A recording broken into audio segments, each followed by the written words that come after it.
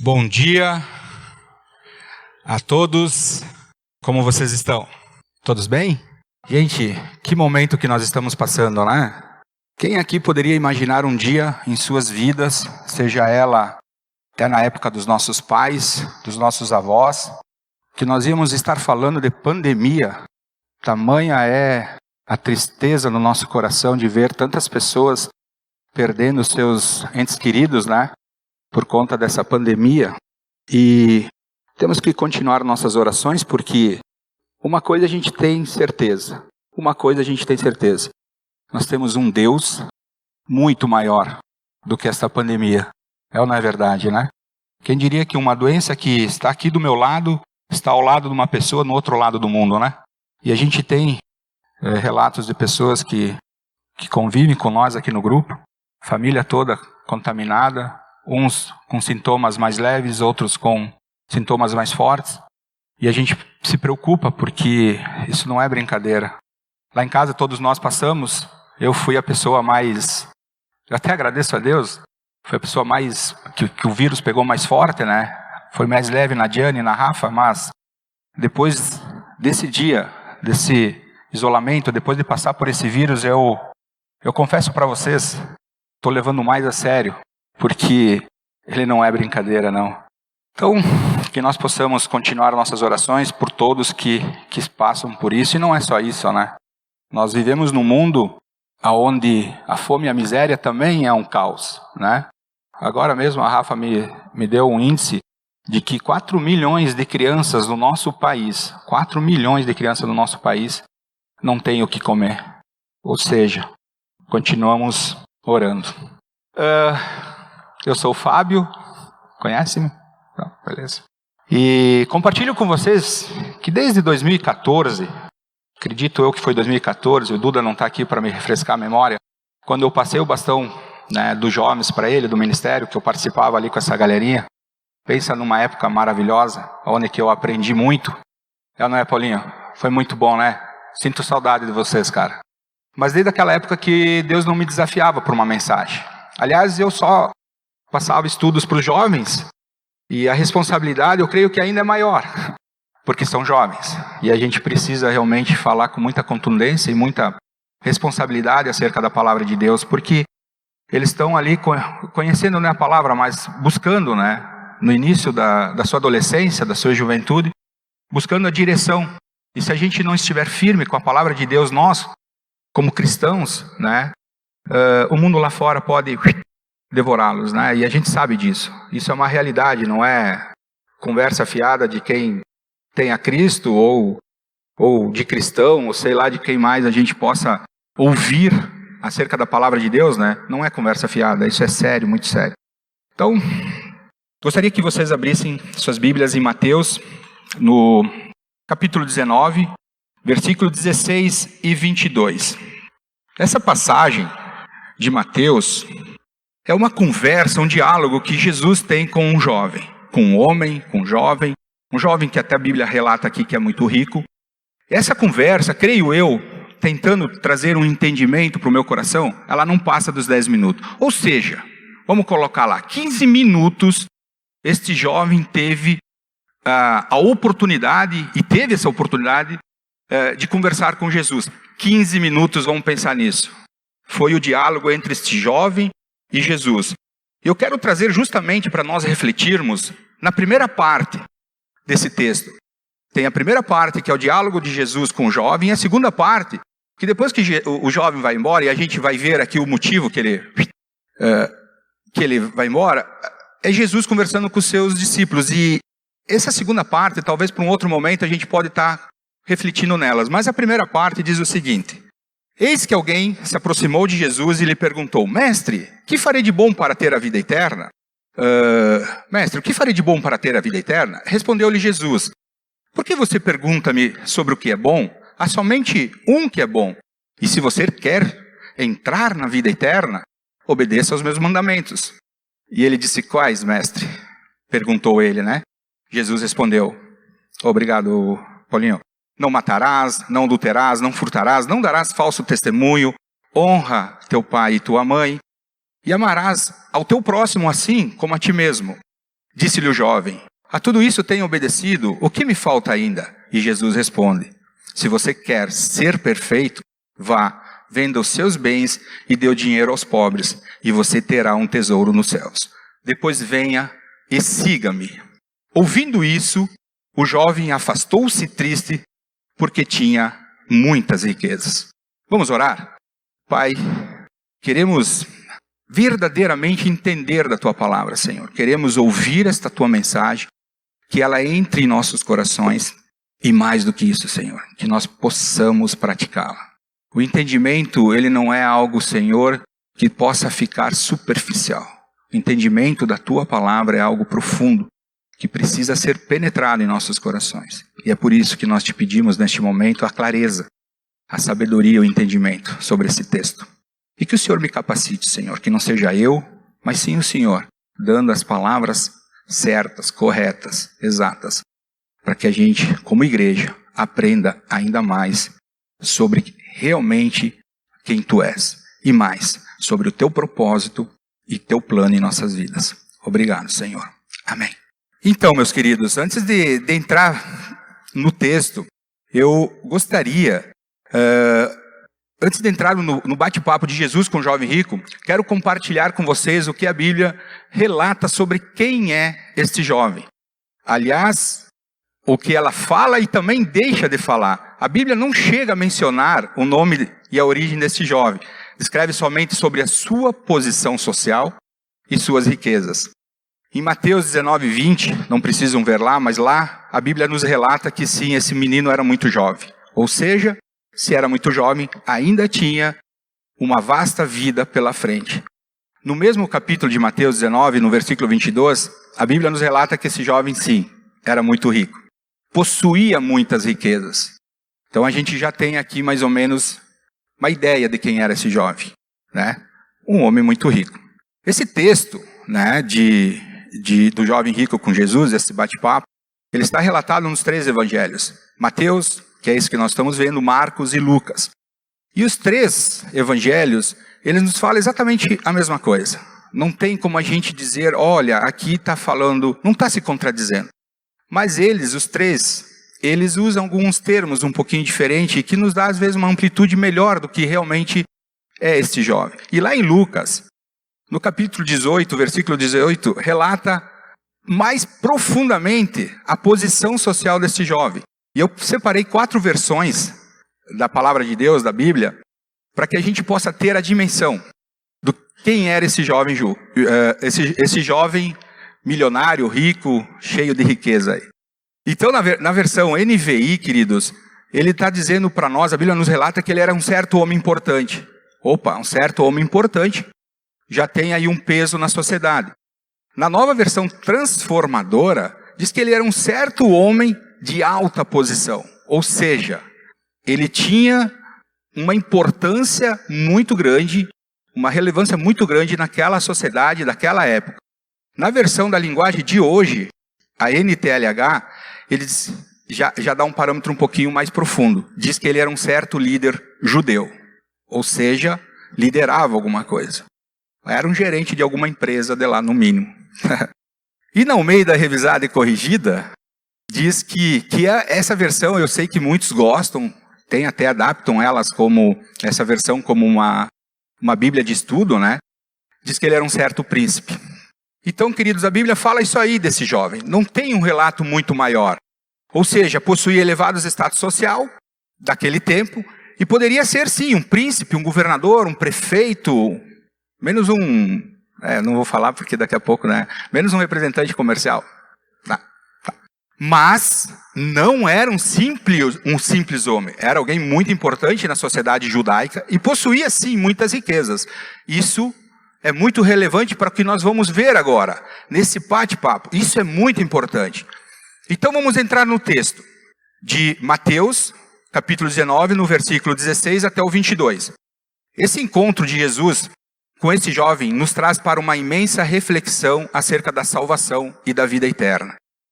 Nos ensina que a prioridade das nossas vidas é viver a profunda graça de Deus que há em si em Cristo Jesus. Esse jovem tinha um vazio dentro de si. e muitas dúvidas a ser respondidas. Por isso, ao encontrar-se com Jesus, ele sabia quem era Jesus. Naquela época, todo mundo sabe que Jesus estava operando muitos milagres. Operando não é a palavra certa, fazendo muitos milagres, né? E chegou um momento, devido à perseguição que ele estava sofrendo pelos mestres das leis, pelos líderes religiosos, chegou um certo momento que Jesus já pedia, a cada milagre que ele fazia, gente, não falem do que está acontecendo. Porque Jesus já não queria mais ter esse confronto com esses mestres da lei. Tanto é que teve um momento que ele foi curar 2 cegos, e ele pediu, gente, ok, não falem do milagre. E eles saíram correndo, fui curado. E aí Jesus foi, de certa forma, confrontado pelos mestres da lei. Porque na verdade eles só queriam, era o plano, só queriam derrubar Jesus. Só queriam, de fato, fazer o que conseguiram fazer, crucificar Jesus. Então esse jovem conhecia, de fato, quem era Jesus. Por isso ele foi ao encontro. E com o seu vazio, com tudo aquilo que ele precisava de resposta, ele só podia encontrar em um homem. E era assim, em Jesus Cristo. E ele chega até Jesus e pergunta, mestre, o que farei de bom para herdar a vida eterna? Observe um conceito deste jovem. Este jovem, quando fala o que farei de bom, ele está pensando em uma justiça pelas próprias obras. Ou seja, ele sabia que Jesus era o ponto da referência, o ponto das respostas que ele estava procurando. Mas no seu entendimento, ele achava que o que ele precisava para herdar o reino de Deus estava nas suas próprias forças. O que farei de bom, diz ele. Observem o conceito desse jovem. Esse jovem estava pensando em suas justiças pelas próprias obras, ou seja, que as respostas nas quais buscava seriam em que ele poderia fazer. E Jesus primeiramente precisou corrigir este falso conceito. E aí Jesus pergunta para ele, você conhece os meus mandamentos? E ele responde, quais, mestre? E Jesus fala quais. E ele diz, não matarás, não adulterarás, não furtarás, não darás falso testemunho, honrarás o teu pai e tua mãe. E por último ele fala, amarás o teu próximo como a ti mesmo. Conhece? Tu praticas esses mandamentos? E ele responde a Jesus com alegria. Com alegria. Pensam nisso. Com alegria ele responde a Jesus, mestre, a tudo isso eu já tenho obedecido desde a minha adolescência. E ele faz outra pergunta, o que me falta ainda? E ele pergunta para Jesus, o que me falta ainda? Neste momento, este jovem dá uma relaxada. Porque com ele, há a esperança que Jesus falasse o seguinte, você obedece sim os meus mandamentos? Perfeito. Ok, então não lhe falta mais nada. Venha, siga-me. E a partir de agora, o seu tesouro já está separado lá nos céus para você. Essa era a resposta que esse jovem pretendia ouvir de Jesus. Ou melhor, você obedece os meus mandamentos? Perfeito, então nada mais lhe falta. Venha, siga-me, e a partir de agora o teu tesouro já está garantido. Essa era a resposta que esse jovem procurava com Jesus. Ele já foi preparado. Mal sabia ele que não era só por aí, não era só isso. Essa era a triste ilusão desse jovem, ou seja, o falso conceito em que ele acreditava, que os méritos para chegar aonde ele queria, para herdar a vida eterna, estava nele mesmo, no que ele poderia fazer. Jesus queria ensiná-lo o verdadeiro caminho. E aí Jesus diz para ele, meu jovem, você quer ser perfeito mesmo? É isso que você realmente quer ser perfeito e herdar nos céus a vida eterna? E a Bíblia diz em Marcos que nesse momento Jesus amou este jovem. E aí Jesus diz para ele, vá, então vá, venda tudo o que você possui, dê o dinheiro aos pobres, e aí sim você terá um tesouro nos céus. E Jesus complementa, depois disso, venha e siga. Quando ele ouviu isso de Jesus, a Bíblia não relata isso, eu que dramatizei um pouquinho. Esse jovem, esse querido jovem rico, cheio de sabedoria, se abalou, se derramou aos pés de Jesus. O que eu escrevi aqui? Não falei derramou, peraí. Desabou aos pés de Jesus. Entristeceu-se profundamente com o que ouviu. E aí ele pergunta para Jesus, por que, Senhor, vender tudo o que eu tenho Peça o que quiser, eu posso ajudar qualquer que seja a pessoa, por dizer, eu sou milionário. A minha riqueza não tem fim, Senhor.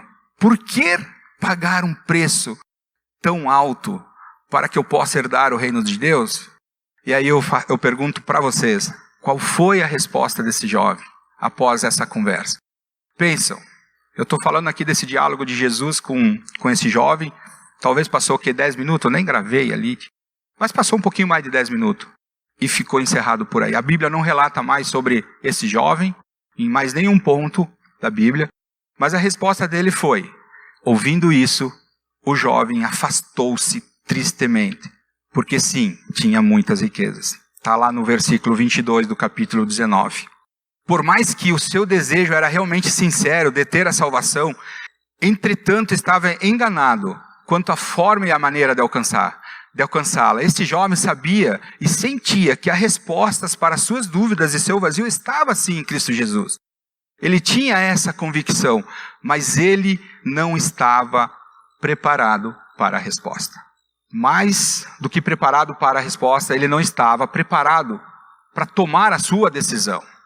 Como eu falei anteriormente, para esse jovem, a resposta estava nele, no que ele poderia fazer. E aí eu preparei uma pequena reflexão, a primeira de 3. Eu gostaria que vocês prestassem atenção. Claro que estão prestando atenção, mas não nos adianta somente saber qual é o caminho, e não nos adianta em nada, precisamos estar preparados para andar nele. E aí eu gostaria de que vocês lessem lá em Mateus 7, 13 e 14, o que Jesus fala sobre o caminho certo. E diz assim, entre pela porta estreita, pois larga é a porta e amplo o caminho que leva à perdição. E são muitos os que entram por ela. Como é estreita a porta e apertada o caminho que leva à vida, e são poucos o que encontrarão. Porta estreita, meus queridos, nos leva ao reino de Deus.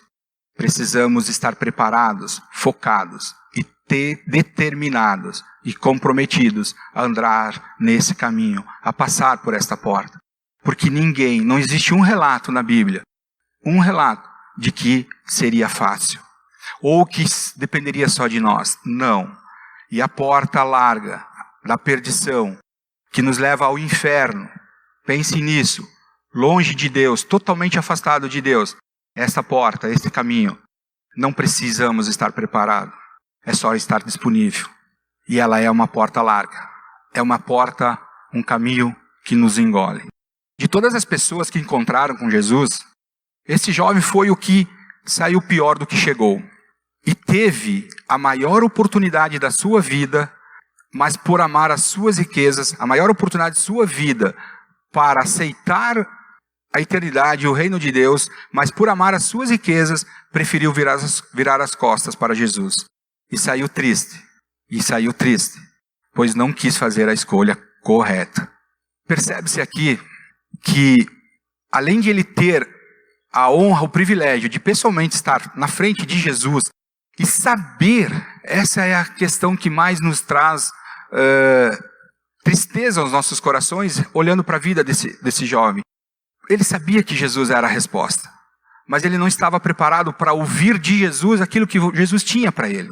Porque o foco do coração dele não estava naquilo que Jesus tinha para ele. E esse jovem teve esse privilégio. E sabem por que Jesus pediu para ele vender tudo e antes de segui-lo? Jesus conhecia o seu coração e sabia que o seu propósito estava em seus bens, nas suas riquezas e em tudo o que possuía. Afinal, ele era um jovem muito rico e também um homem muito importante na sociedade. Para esse jovem abrir mão de tudo o que possuía e também abrir mão daquilo que ele era, o que ele representava na sociedade daquela época, era um preço muito alto a ser pago. Mas eu digo para vocês, queridos, realizar sonhos, ter riquezas, ser muito rico, no momento em que vivemos agora, não é pecado nenhum, não é erro nenhum, não tem.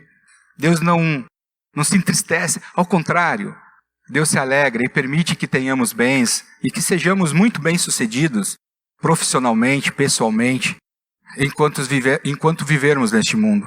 O problema é onde está o meu coração, aonde está o nosso coração. Em Mateus, no capítulo 6, no versículo 19, olha como Mateus está nos dando, assim como ele está nos dando essa rica conversa de Jesus para nos dar como exemplo de vida, ele também nos traz as respostas em outros versículos. Em Mateus, no capítulo 6, no versículo 19 ao 21, diz o seguinte: não acumulem para vocês tesouros na terra, onde a traça e a ferrugem destrói, e aonde os ladrões arrombam e furtam, mas acumulem para vocês tesouros nos céus, onde os ladrões não arrombam e nem furtam. Pois onde estiver o seu tesouro, aí também estará o seu coração. Somente por isso, meus queridos, Jesus pediu para ele vender tudo o que ele tinha. E mais ainda, além de vender, ele não podia nem ficar com dinheiro. Seria bom, né? Se Deus pedir para mim vender e colocar o dinheiro no banco, na minha conta, tá valendo. Mas não, Deus pediu para ele distribuir aos pobres. Jesus foi na raiz do problema deste jovem. Jesus conhecia o seu coração. Jesus vai na raiz. Pense nisso. Deus não é superficial. O que realmente impedia de segui-lo era o seu coração e não as suas riquezas. E esse jovem não entendeu isso.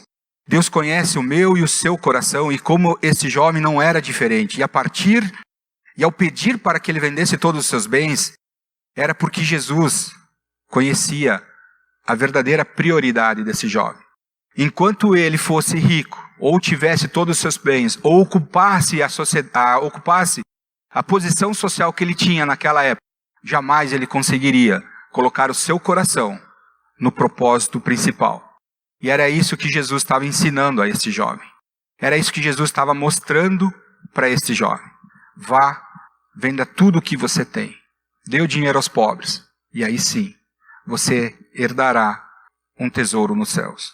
E ele não entendia. Apesar dele querer, ele não entendia verdadeiramente qual era esse tesouro que Jesus estava querendo mostrar. Aliás, não mostrar, queria dar para ele. Por isso a resposta foi não. Por isso que a resposta foi não, e por isso que ele não seguiu a Jesus. A vida eterna não tem preço. Ela não depende do que eu faça, do que você faça. Ela foi concedida pela graça de Deus e comprada com alto preço, através do puro sangue de Jesus Cristo derramado naquela cruz. Queridos, nós vamos participar da ceia daqui uns minutinhos, e nós temos nesses elementos o suco que representa o sangue precioso de Deus derramado naquela cruz. A gente tem noção do que é isso, né? E o pão que representa, simboliza o corpo humilhado, surrado, rasgado de Jesus na cruz. Nós, como cristãos que somos, temos a plena convicção, temos a pleno entendimento e a complexidade e a amplitude do que isso representa para nós. Porque esse é o verdadeiro propósito. É por esse que é o caminho. É através do puro sangue de Jesus derramado na cruz, pelo seu corpo humilhado naquela cruz. Esse é o verdadeiro propósito. E Jesus estava tentando mostrar a esse jovem que não era pelas suas próprias forças, pelos seus próprios méritos, não era pelo que ele tinha e possuía, mas que era por Jesus. Talvez você esteja se perguntando, tá, mas Jesus não morreu ainda, como é que poderia ser? Mas Jesus estava presente com ele. O plano da graça de Deus já havia começado, já naquela época, na conversa desse jovem com Jesus. O jovem se justificava em cumprir os mandamentos, só que Jesus mostra que não é por nós, e nunca será, jamais será por minhas forças, jamais será por minhas forças. Existe sim um dilema na vida desse jovem rico. Ele tinha o desejo da salvação, mas acreditava que pelos seus próprios méritos e suas posses e seus status sociais já era o suficiente para obter a salvação. E aí Jesus chega e fala para ele o seguinte, está lá em João 14, capítulo 14, versículo 6, que diz, e respondeu Jesus aos seus discípulos, eu sou o caminho, eu sou a verdade, eu sou a vida, ninguém vem ao Pai a não ser por mim. E eu creio profundamente que Jesus falou isso para esse jovem. Que Ele é o caminho, que Ele é a verdade, e que Ele é a vida, e ninguém vai ao Pai a não ser por Ele. Nós acabamos de cantar aqui, nem foi combinado isso. Eu sou o caminho e a verdade. Lindo louvor. E esse jovem não entendeu isso. E nós, como igreja, nesta época, nesse momento, nesse dia, nós precisamos ter isso no nosso coração.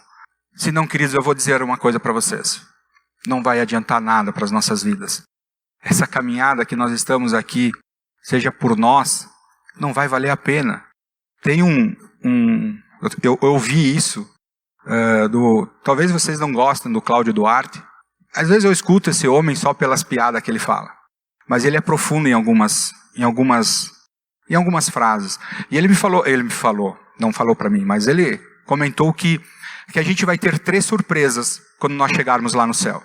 E isso é muito importante. Eu gosto disso, gostei disso. E vou compartilhar com vocês. 3 surpresas. A primeira, eba, cheguei. Estou aqui. Essa é uma surpresa. Boa. Porque às vezes a gente acredita que não vai. A segunda surpresa, eita, cadê fulano? Não veio? Onde está? E a gente acreditava que ia. E terceiro dilema. Terceiro dilema, me deu um branco agora. Mas eu vou compartilhar com vocês. O primeiro é, opa, estou aqui. A segunda, fulano não veio. E o terceiro dilema, eu conto até o final da mensagem. Queridos, nada que fizermos será o suficiente para alcançarmos o reino de Deus. Somente pela fé em Cristo Jesus. Somente pela fé em Cristo Jesus. Não esqueço isso. Isso tem que estar em nosso coração. Não na porta da nossa geladeira. Tem que estar no nosso coração. Somente pela fé em Cristo Jesus. E sabem por quê que tem que estar? Vocês sabem por quê? João 3,16. E diz justamente assim: porque Deus tanto amou o mundo, e é um amor que talvez a gente nunca vá compreender, mas é verdadeiro e incondicional. Porque Deus tanto amou o mundo, que deu o seu Filho unigênito. Ou seja, gente, o único filho, quem é pai aqui? O único filho que ele tinha, ele deu por amor a nós. E para quê que ele deu por amor a nós? Para aquele que nele crer, eu e você, para aquele que nele crer, não pereça, mas tenha a vida eterna. É simples de entender isso. Não precisa ter aqui um teólogo explicando o que esse rico versículo, que para mim é referência na minha vida, o que ele significa para mim.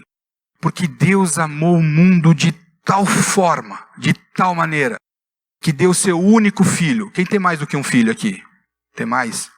Então tu imagina, tu pode ficar com um ainda. Mas Deus deu o único filho que ele tinha. Não que você vá dar o seu filho, pelo amor de Deus, né? É só para... Mas pense nesse amor de Deus. Pense nesse amor de Deus. Aquele jovem procurava a solução na pessoa certa. Na pessoa certa.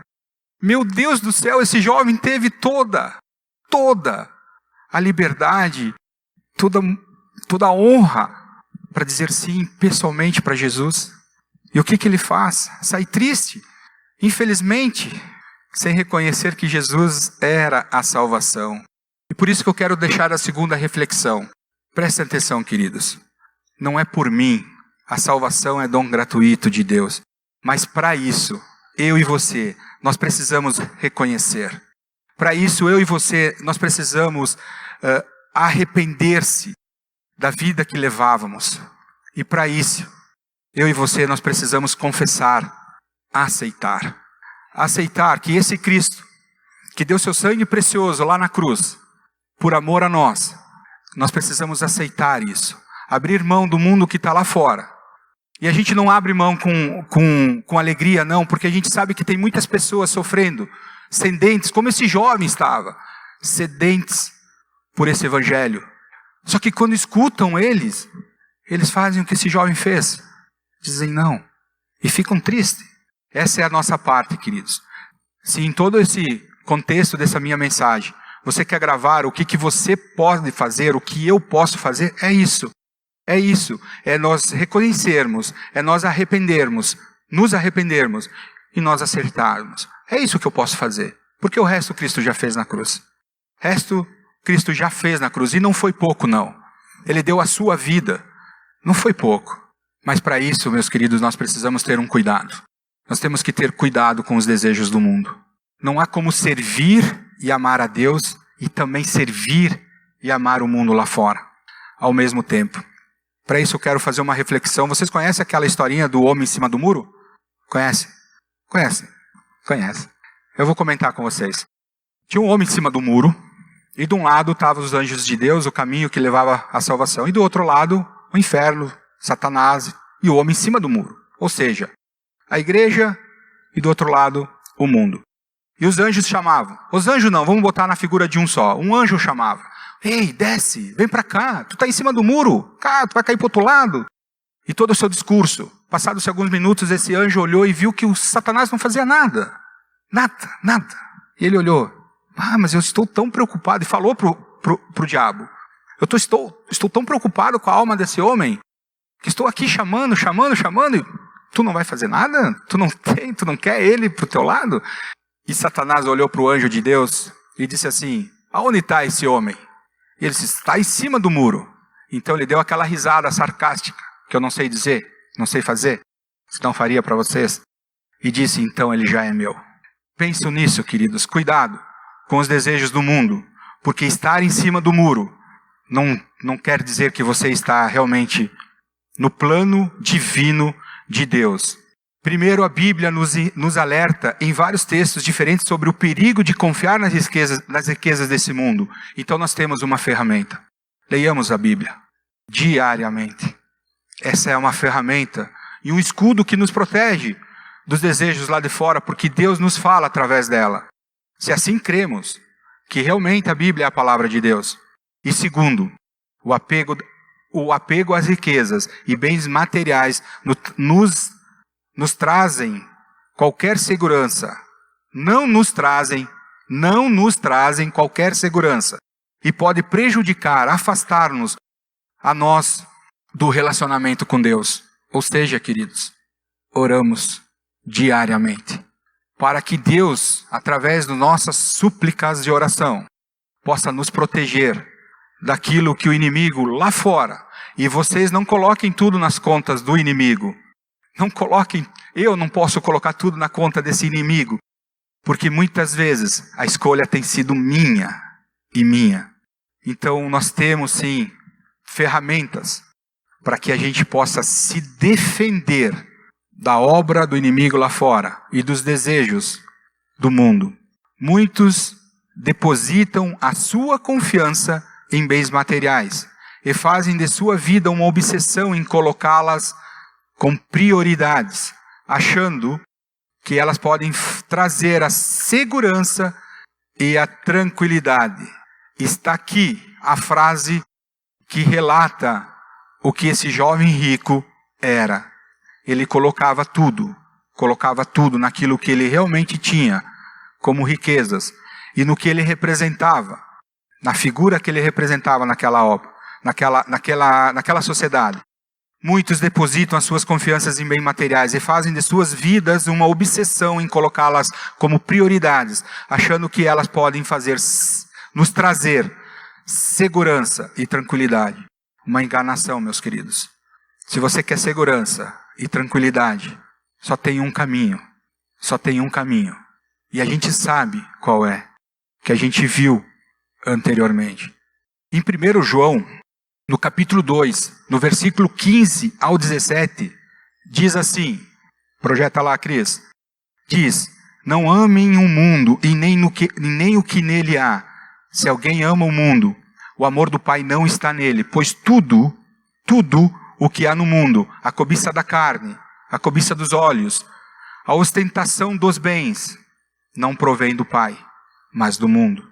O mundo e a sua cobiça passam, mas aquele que faz a vontade de Deus, repito, mas aquele que faz a vontade de Deus permanece para sempre.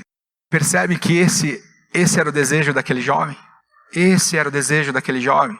Não amem o mundo e nem o que nele há. Se alguém ama o mundo, o amor do Pai não está nele. Pois tudo o que há no mundo, a cobiça da carne, a cobiça dos olhos, a ostentação dos bens, não provém do Pai, mas do mundo. O mundo e a sua cobiça passam, mas aquele que faz a vontade de Deus permanece para sempre. E esse era o dilema daquele jovem. E eu pergunto para vocês, se eu conseguir ser claro neste momento, eu pergunto para vocês, se vocês entenderam, com esse dilema, aquele jovem conseguiu o que ele queria com Jesus? E nós? Se esse dilema está em nosso coração, em nossos corações, conseguiremos com Deus?